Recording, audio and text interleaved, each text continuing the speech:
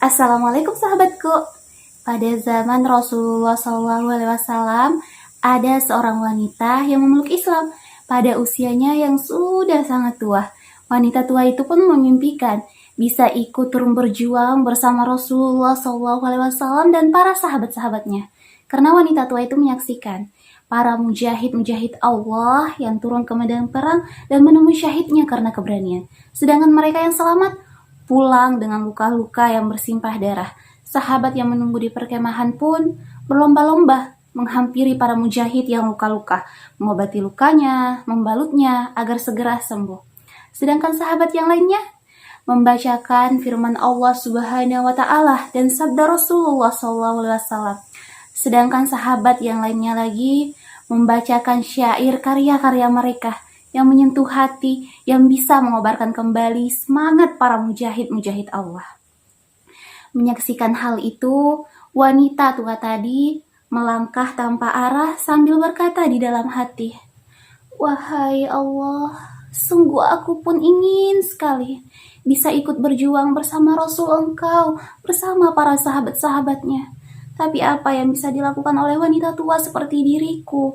Jangankan mengenuskan pedang ataupun tombak ke tubuh lawan, memegang tameng pun tanganku telah gemetar. Aku tak mengerti tentang ilmu pengobatan. Bagaimana aku bisa mengobati luka-luka mereka saat mereka pulang dengan bersimpah darah? Aku pun sudah tidak mampu lagi menghafal Al-Quran, apalagi hadis. Aku juga tidak tahu bagaimana cara membuat syair-syair yang indah, yang bisa mengobarkan kembali semangat para mujahid-mujahid Engkau, ya Allah. Ya Allah, akankah ada jalan untukku menemui Engkau di surga? Seorang wanita tua yang tidak bisa melakukan apa-apa untuk agama Engkau." Tanpa wanita tua itu sadari, ternyata langkah kakinya membawanya hingga ke hadapan Masjid Nabawi. Di depan Masjid Nabawi, ia melihat begitu banyak sampah daun-daun kering. Ia pun kembali berkata, "Baiklah, jika aku tidak bisa ikut berjuang bersama Rasulullah SAW dan para sahabat-sahabatnya, aku akan membersihkan Masjid Nabawi ini, agar ketika mereka datang beribadah, mereka bisa beribadah dengan tenang dan khusyuk, karena masjid ini telah aku bersihkan."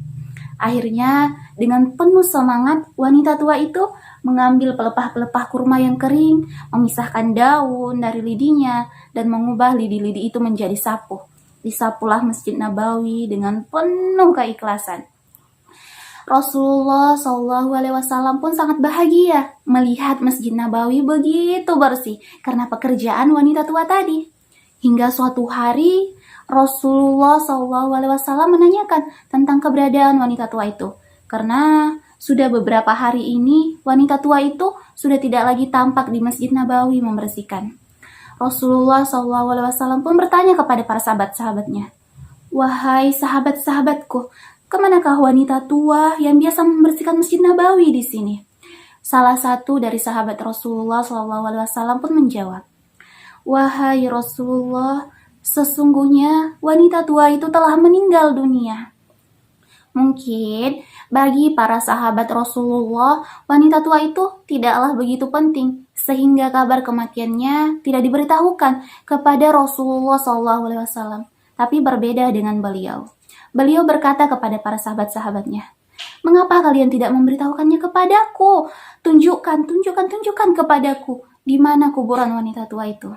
Akhirnya, para sahabat-sahabat Rasul pun mengantarkan Rasulullah SAW ke kuburan wanita tua itu.